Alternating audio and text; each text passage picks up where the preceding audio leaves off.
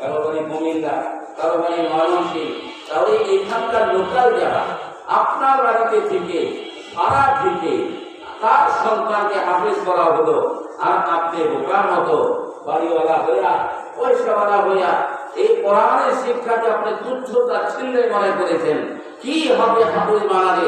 আরে হাফেজ বানালে কি হবে জানেন? আপনার যদি আন্তরিকতা থাকে, মহব্বত থাকে, ভালোবাসা থাকে, কোরআনের হাফেজ যদি বানান, এই হাফেজ যদি নাকি বেআমলীয় হয়, আল্লাহ আপনাকে জান্নাত দিয়ে দেবে। সুবহানাল্লাহ। আপনার তো নিয়তে কোনো ভুল ছিল না, নাকি আমার কথা বুঝেন না? আপনি 100% নিয়ত করেছেন সন্তানকে পড়াবেন, হাফেজ বানাবেন, এই সন্তানকে আমাদের দিন সুপারিশ করবে।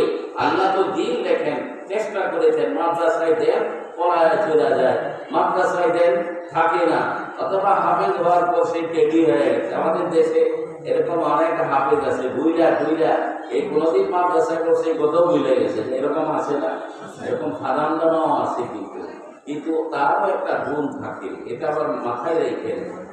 একটা ছেলে মাদ্রাসায় পড়ছে, 5 পারা 10 পারা নৃত্য করছে, এরপরে সে শয়তানে পায়ে গেছে, এরপরে দাড়ি তো রাখলোই না, পেনশাপ করে ঘোরে।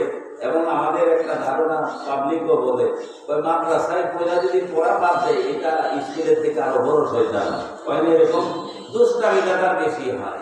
কিন্তু ওই একটু ঢুকছে কোরআন, সে 5 বছর, আর নাই 10 বছর, আর নাই 15 বছর, 20 বছর সে দিন থেকে নিজেকে দূরে রাখলেও এক সময় ওই কোরআনের প্রভাব তাকে ধরে ফেলে। তখন সে আফসোস করে, দাঁড়িয়েও রাখবে, নামাজও শুরু করে, কিন্তু সূরা কেরাত তো তার শুদ্ধ আছে, কথাটা বুঝেন নাই? এক পর্যায়ে গিয়ে আল্লাহ পাক তাকে হেদায়েতের উপর নিয়ে আসবেন। কারণ একটু যদি আল্লাহ কাউকে কোরআন দেন, আল্লাহ পাক তাকে হেদায়েত থেকে বঞ্চিত করেন না। অনেক এলাকাবাসী অনেক দুঃখ। আমি দেওবন্দ মাদ্রাসার সব সময় বলতাম, মসজিদে যখন বয়ান করতাম, যে দেওবন্দ মাদ্রাসা তখন প্রায় 50-55 বছর হয়ে গেছে। আমি বললাম যে বছরে যদি একজন করে হাফেজ হইতো দেওবন্দের, যারা পড় কিনা এখানকার বাসিন্দা, তাহলে তো 55 বছরে 55 জন হাফেজ হইত। হাফেজ তো হইতেছে দূর দারাজের লোকজন এসে। এই জন্য নয়া বাজার যারা বাড়ি করেছেন, যারা বাড়িওয়ালা, আপনার বাড়ির ভাড়া থেকে যদি সন্তান হাফেজ হয়, আর আপনি মাদ্রাসা পাইও একটু পড়াইলেন না, এই ছেলেকে দিন শিক্ষা দিলেন না, ছেলে আরাম করা থেকে নাচ পর্যন্ত করতে পারে না, আল্লাহ পাক আপনাকে ধরে ফেলবেন। কিন্তু যে তুমি কি ওজোর করবা বলবা যে মাদ্রাসা তো দেখি নাই, ওই মাদ্রাসা তো ঘরের লগেই ছিল। আমার কথা বলতেন না, মাদ্রাসা তো বাড়ির পাশেই ছিল। আমাদের একটা সন্তানকে পোশাক দেওয়া যেমন জরুরি, বাবা একটা সন্তানকে এই তার খানা পিনার ইন্তজাম করার জন্য কেউ রিক্সা চালায়, কেউ মিশুক চালায়, কেউ দিন রাত কাজ করে, মেহনত করে বাল বাচ্চার মুখে একটু খাদ্য দেওয়ার জন্য। বাচ্চাটা অসুস্থ হলে ডাক্তারের কাছে দৌড়ায়, বাবা মা দৌড়ায় না দৌড়ায়। রাত্রে যখন সন্তান হঠাৎ অসুস্থ হয়ে গেছে, সারা রাত বাবা মা জাগ্রত থাকে।